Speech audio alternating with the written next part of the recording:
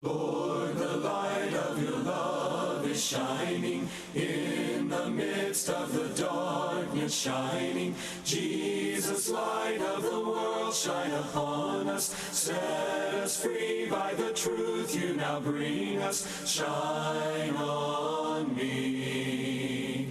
Shine on me. Shine, Jesus, shine. Fill this land with the Father's glory. Blaze, Spirit, blaze. Set our hearts on fire. Flow, river, flow. Flood the nations with grace and mercy. Send forth your word, Lord, and let there be light. Good morning. Thanks for joining me. I'm Dave Grant, and I know you know who this guy is. Alex, it's good to have you here. Nice to be here. Alex wasn't scheduled to be here. I'll just give you just a short background. Alex, I asked him to come in and tape some promos with me for our 1 hour special that's coming up it was last week. You know, recording and calendars right now, it's not easy. So anyway, Alex was in studio and I said, well, do you want to just join me and then bounce off of what we're talking about and add what you want? And he was a little concerned. Well, I don't know how to bounce off. So I gave him my lesson plan. He sat for a little while, looked at it, and he decided to be on the show with me. And I'm really glad he is, because this is more informal. And that's the way I've always wanted it to be, not scripted. I do have a lesson outline, but you know, I'm looking for your input, you know, your feedback. And Alex is a real vital part of sharing with this audience. And I've been great feedback from people about your work. So I've asked him to join us. So we've been doing a series of lessons about listening, about paying attention, and we looked at scriptures that talk about that. Well, I went back in my archives for about 13 or 14 years ago. I developed a lesson called Speaking a Language They Will Hear. And I realized this fits in real well with the series that I've been doing. You know, listening and now speaking. We can't speak another language that someone doesn't understand. So Paul does some work on that and shares some insight on how we can learn to adapt our style of speaking and our language so that people will understand what we're saying. And if Alex doesn't say a word for the whole 26 minutes, that's fine. But I am having a feeling that he might at some point pipe in. And so my first question was on my outline was, have you ever been misunderstood? Well, if you're married, I can guarantee you've probably been misunderstood from one time or another. Bonnie and I have that kind of relationship where, well, I told you about this, and well, I didn't understand it that way. I thought you were talking about this. And it takes us 10 minutes to work out all the details to figure out what we're talking about. And we've been married for 42 years. So being misunderstood is something that I think happens when we don't speak the language that we know they'll understand. And when we're talking about the church and we're talking about what is necessarily a communal endeavor, the church was never meant to be lived in isolation. You are not an island, right? The church, as Christ built it, is communal. And right. So there's inevitable communication there. And just because we're human, there's inevitable misunderstanding as well. So, which is why it's so important to learn to communicate well, like we're talking about today. Now, I have no trouble understanding you. We both speak English. You're a little bit more educated than I am. So sometimes the words you might come up with, I have to say, I've heard that word. What does that mean? Educated in different ways. Yeah, yeah, educated in different ways. Yeah. My degree is in psychology, and his degree, Bible and preaching and teaching. So but we both speak English. but you used a word a little while ago, eschatology. Yeah. And I said, yeah, I know what that is. But off the top of my head, sometimes if I don't use a word on a regular basis, I'll forget what it means. And so I have to ask my granddaughter because she knows all these words. Well, anyway, when we're looking at talking to someone, we don't want to talk from what we understand. We want to translate it to make sure whoever's listening will understand. Now, I know that's kind of like, wow, where did he get that? It's important because we've been given a responsibility to share God's message. Yeah. If we share God's message in language they don't understand, then it's not going to work. In fact, let me just make sure and we're sharing everything today because I just asked him to do this just like on the spur of the moment. He was here, I said, well, join me. So we're going to try to understand how to relate to people so that in our languages we're talking the same thing. To learn to speak their language might mean, okay, he's a farmer. He didn't go to college, so I don't want to talk to him from a college standpoint. I want to talk in a language that he talks to the guys at the feed mill about. So we have to learn to do that. And so since we are sharing, I'm going to ask Alex, if he will, to read our text as we get started. It's Acts 21.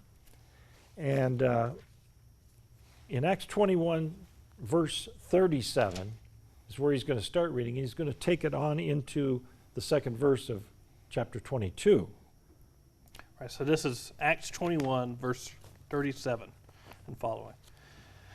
As Paul was about to be brought into the barracks, he said to the tribune, this is after Paul had been arrested, by the way. He said to the tribune, "May I say something to you?" And he said, "Do you know Greek? Are you not the Egyptian then, who recently stirred up a revolt and led the 4,000 men of the assassins out into the wilderness?"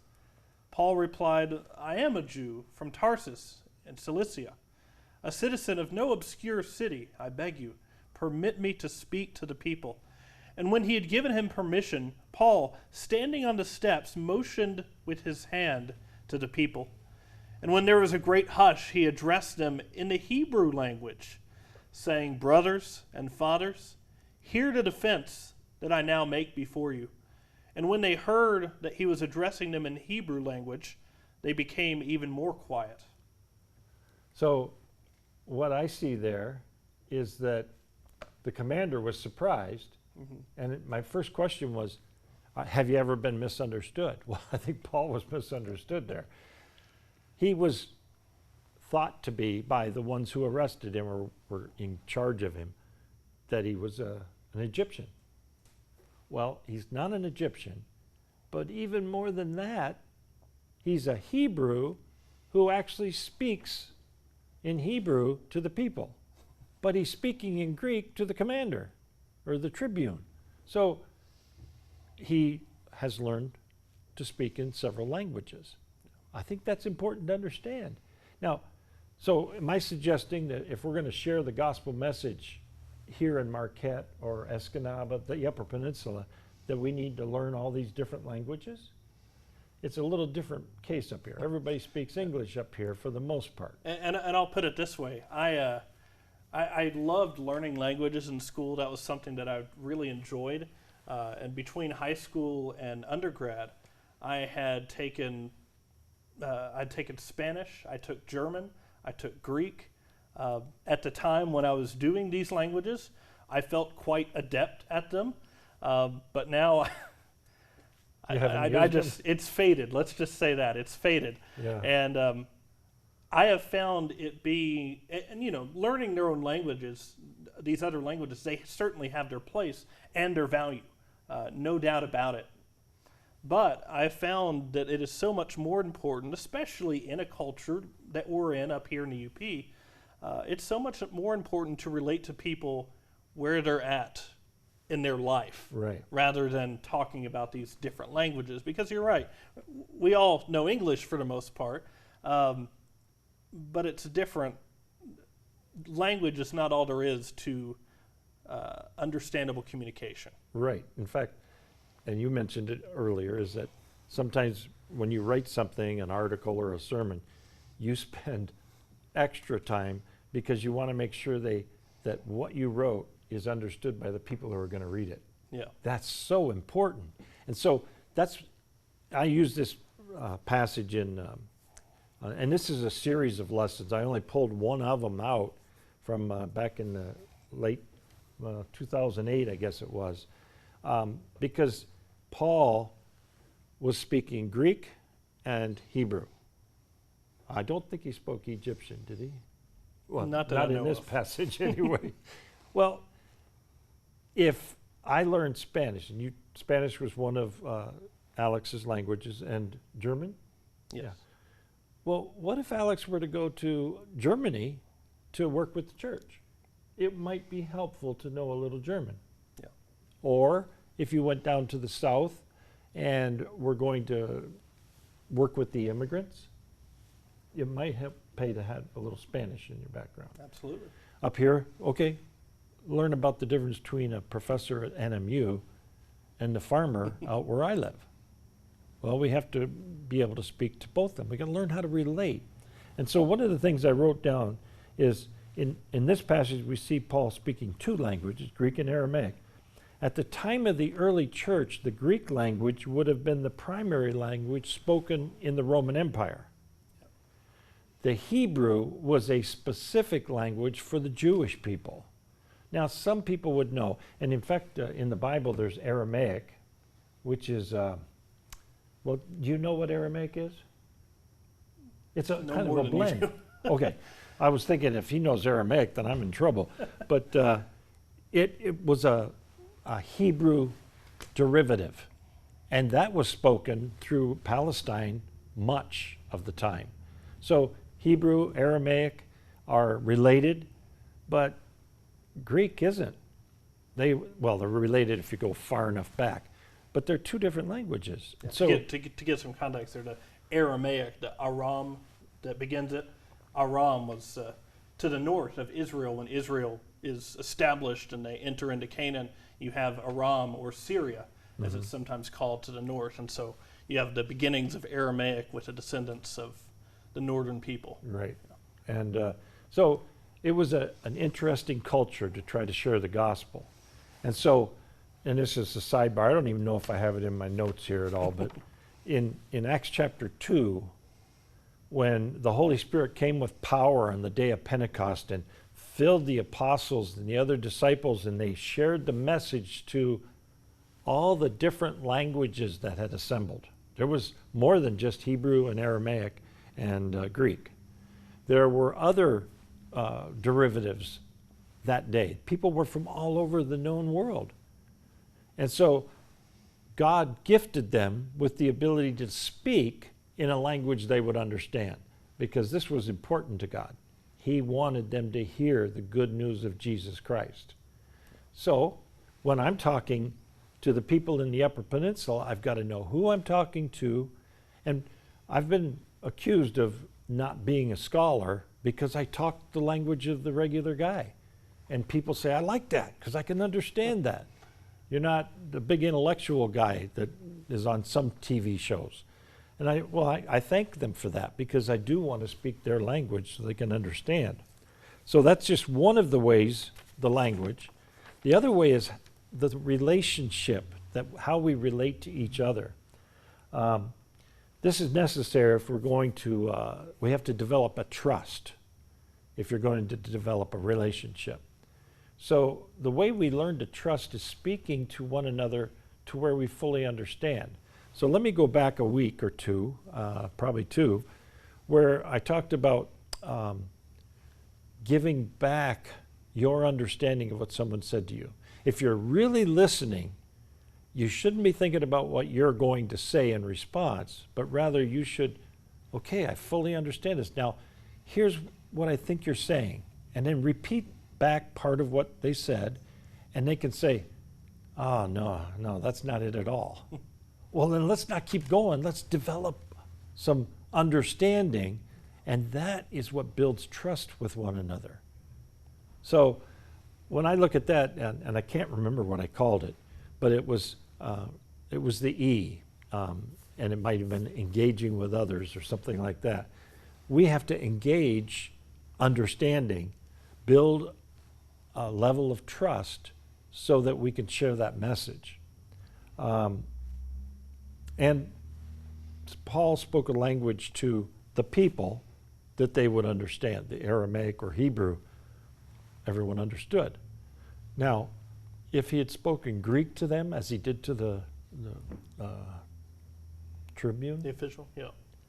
if he had spoken Greek to the masses, they would have started, doing other things or having conversations among themselves.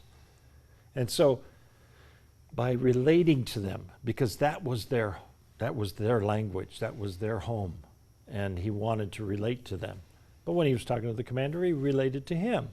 There's a passage in 1 Corinthians, and I'm going to ask Alex to do all my reading for me. It just makes it easier. In 1 Corinthians chapter 9, I think this is the learning how to relate aspect. We're going to read verses 19 through 23. Okay. All right, so 1 Corinthians 9, starting in verse 19. For though I am free from all, I have made myself a servant to all, that I might win more of them. To the Jews I became as a Jew, in order to win Jews. To those under the law I became as one under the law, though not being myself under the law, that I might win those under the law. To those outside the law I became as one outside the law, not being outside the law of God, but under the law of Christ, that I might win those outside the law. To the weak I became weak, that I might win the weak. I have become all things to all people, that by all means I might save some. I do it all for the sake of the gospel, that I may share with them in its blessings. Okay. That's all about relating. Yeah. And we do have different cultural areas in the UP, not as dramatic as some places. What Paul is referring to is a melting pot. There was a lot of different cultures, all in one area. But for up here, like Alex has collegiate, an academic culture that we don't necessarily have as much in Escanaba. So there may be a call for relating to those in academia. I may have more of a call of relating to those in blue-collar work relationships. And then I live in Bark River. Well, you know what's in Bark River? I know this is going to sound crazy, and I'm not real comfortable, but I'm only, as the crow flies, a half a mile from the casino. So I got to learn to relate to those folks as well. Yeah. We have other cultural basis in the UP. And even aside from the cultural differences, I think the big thing here is not only do we have different cultural backgrounds and we have different heritage, but we have different experiences. Mm-hmm. And that's what you were starting to relate to regarding where you're at, what you've been through. Some people who have experienced similar things can find something in common with one another. Mm-hmm. Whereas if you've never experienced X, Y, or Z, maybe you have a hard time fitting in with a certain group or finding yourselves being able to converse with that group. And as a church, if we're trying to reach the lost in the world, spread this message of Christ, there are some people who, frankly, they've never grown up in the church, and Right. they don't have any clue what we're talking about when we talk about the grace of God, or when we talk about atonement, Mm-hmm. or even when we talk about the cross. I remember going to Honduras in 2014, in the summer of 2014, and my Spanish was okay. It was enough to, I think, survive down there. But I remember trying to converse with somebody, and I can't remember what it was about. I think we were carrying bags of concrete from one place to another to help construct a building. But I was trying to ask a question, and I just could not remember the right words. There was one word in particular that I mixed up with some other word, and I was asking her a question, and she just looked at me like, what are you talking about? And there was that barrier of communication. Yeah. And it was frustrating for me because we couldn't understand each other, and I'm sure it was for her. And that's how I think some people feel coming into the church. It can be intimidating because we live in an environment where we talk about the grace of God, we talk about the cross, and we talk about Corinthians and about Samuel, and that can all be very confusing if we have no orientation.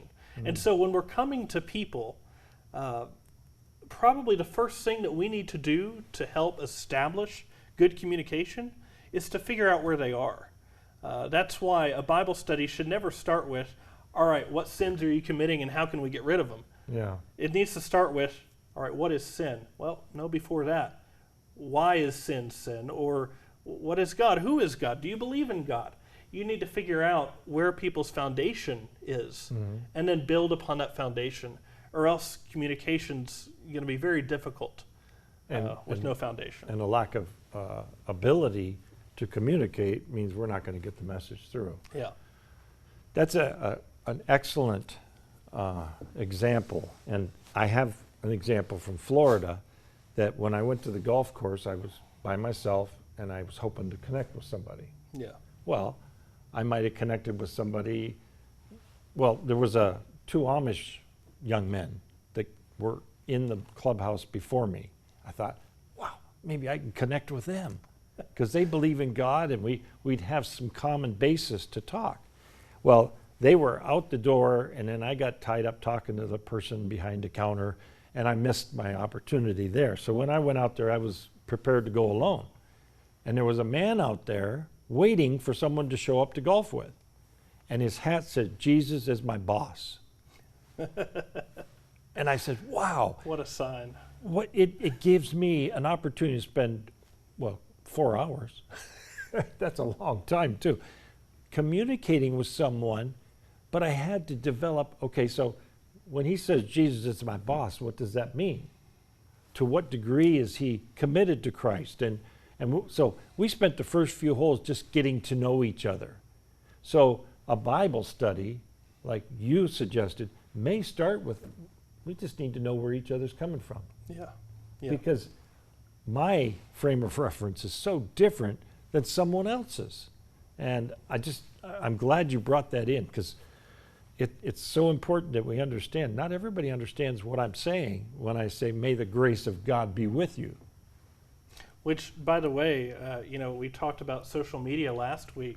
One of the common things I see all over the place on social media is this calling out of sin. You see something and you think, oh, and something could come across as crude or just outright sinful. And inevitably, somebody down in the comments, you shouldn't be doing that. That's a sin. Well, I wonder if that person has any frame of reference to understand why that's a sin, or what a sin is, or why that's important. Because if somebody doesn't even believe in God, the fact that that's a sin may not mean anything to them. Right. That's an excellent point too. He's making a lot of excellent points here. But Facebook, I've been trying to get a little bit more to where I can use social media for sharing my message and my life. And if I read, you shouldn't be doing that, it's a sin, or similar, my response is, that's condemning. They're condemning me. Yeah. Even if I don't know what sin is, or what the parameters of sin are, and what God has named sin, it's condemning to say I shouldn't be doing this. In other words, who are you to tell me what to do? That's going to put up a wall, a barrier for communication. So we have to learn to maybe not be so condemning, but first get to know and recognize and share those aspects of who we are and where we're coming from, so that when we do communicate, we can develop a trust. And then it's going to be easier to convey the message of Christ. Right. We've only got a few minutes left, but I wanted to look at the point of how can we actually start putting this into practice. And Facebook is I'm going to do it today. I'm going to try to figure out a way to communicate something effectively on Facebook. And so you may be wanting to watch your posts. But I want to read Acts 17 about how we get started. Acts 17, and this is one of my favorite places in the Bible. Paul comes into Athens. And in Athens, they've got like this big old area. It's like a park with all these monuments to gods because they believe in many gods. But in that, and he was grieved about that because there's only one God. But he found a monument to the unknown God. And so he took that because he knew how to relate to the people then. And he spoke about the unknown God. Why don't you read that for us? Yeah, so 22. Acts 17, starting 22. So Paul, standing in the midst of the Areopagus, said, "Men of Athens, I perceive that in every way you are very religious. For as I passed along and observed the objects of your worship, I found also an altar with this inscription, to the unknown God. What therefore you worship as unknown, this I proclaim to you. The God who made the world and everything in it, being Lord of heaven and earth, does not live in temples made by man, nor is he served by human hands, as though he needed anything, since he himself gives to all mankind life and breath and everything." And so the entire framework for their understanding of religion, of the creation of the world, of life itself, is reframed within the reference point of God, the one true God. Yeah. Isn't that exciting? Yeah. We can do that.